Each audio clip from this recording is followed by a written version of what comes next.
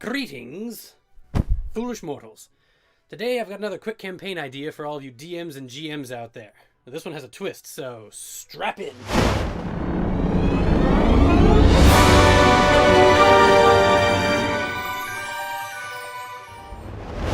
So I got a lot of good feedback from the first quick campaign idea. It seems like a lot of you like this idea quite a bit. So what do you say we make a series out of it? Like I always admit, D&D is a very complex game with a lot of moving parts, and it's your job as a DM, as you well know, to create and then keep track of literally all of it. Nothing wrong with playing God here. It's just a hell of a job. That's why I make these.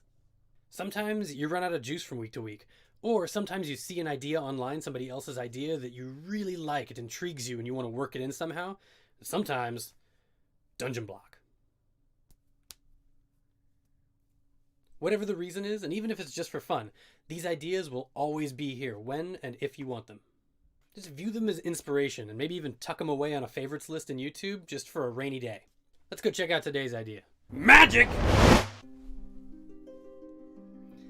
The idea for this setting is a small, oddly fortified camp.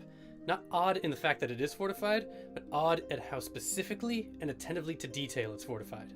What you see is a small encampment tucked away from the main road, backed up towards a dense, dark forest. Lining the entire outer square of the camp are hundreds of pikes jutting up and down like outward-facing teeth in exacting and perfect intervals, precise angles. It creates an optical illusion how perfectly they're aligned. If your party is able to gain access to the camp, they could see the most sophisticated tent city behind the wooden log walls. Each tent is expertly arranged with its neighbor and anchored to nature in such creative ways as though a group of architects had gone camping.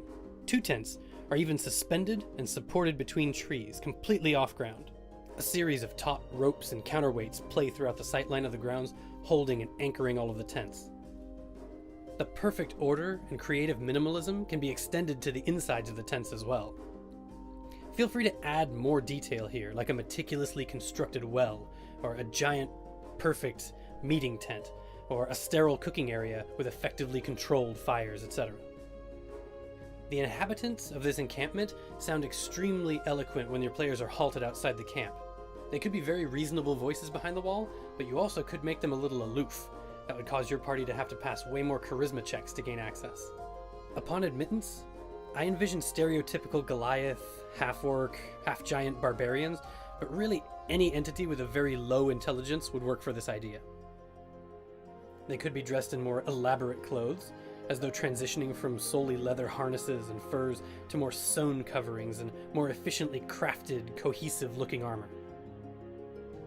What you smell immediately is the smell of wood smoke from the various camp and cooking fires that might remind your players of civilization.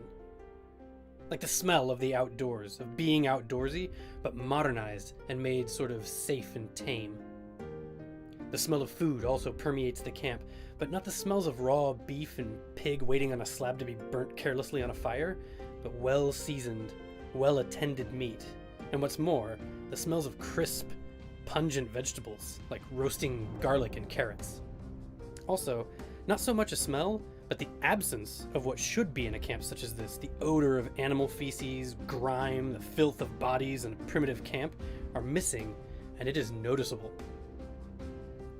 Instead, the smell of green nature and the earthy smell of stone where the boulders are is allowed to dance in the player's nostrils. Optionally, if you've decided that these creatures are intelligent but still warlike, the smell of oil, seasoning armor leathers, and maybe honing blades can still be smelt. What you hear upon approach to the giant log walls of the camp is that you're met with a voice, or maybe 2 voices, from inside. One way the encounter could begin is that the scouts from behind the log walls hail the players. Greetings, travelers. What is your business here?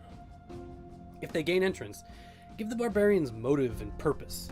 Why has their intellect risen? Is it an enchantment? Is it a curse? Magical items that they found? Be sure to have answers about the obvious things that are weird. These tents are our legacy. They have been handed down horde by horde, and they will live on through our offspring. Feel free here to flavor the barbarian speech to enhance, but also to immerse. If they're way smarter than normal barbarians, maybe they've taken to rolling their R's like they've heard fancy people do. Or maybe they've taken to enunciating their words way better than normal. For this, maybe the barbarians are answering your players' questions, but in a very flat, standard, matter-of-fact kind of way, clearly not addressing or being forthcoming with the information that they know you want, why they've been altered or changed. Pushing the issue with smart barbarians who don't seem to want to talk about the beholder in the room could create an interesting point of tension. Are these barbarians still violent? Is that a gamble your players are willing to take? For this scenario, the complication may well be the intelligent creatures' motive, if your party is able to draw it out of them. Perhaps the barbarians have been cursed with intellect and wisdom by a sorcerer, ostracizing them from their fellow hordes and confusing those of them who may gain some magical tendencies from it. Their entire identities, both as individuals and as a horde, have been thrown into chaos, and they seek the spellcaster who did this to undo this gift. Or maybe instead, the horde overtook a traveling band of magic users, or hijacked some carriage with magical cargo. One of them found armbands of intellect and got progressively smarter when he put one on, and then the others started getting jealous and they followed suit. In this instance, their directive could be the systematic evolution of their way of life, and a crusade to convert and progress the other barbarian hordes. Details, details, immersion, immersion. I hope you like these, and please feel free to use any or all of them. They are just to enhance and expand your own ideas. Scroll down to the comments and let me know where this idea fits inside of your world.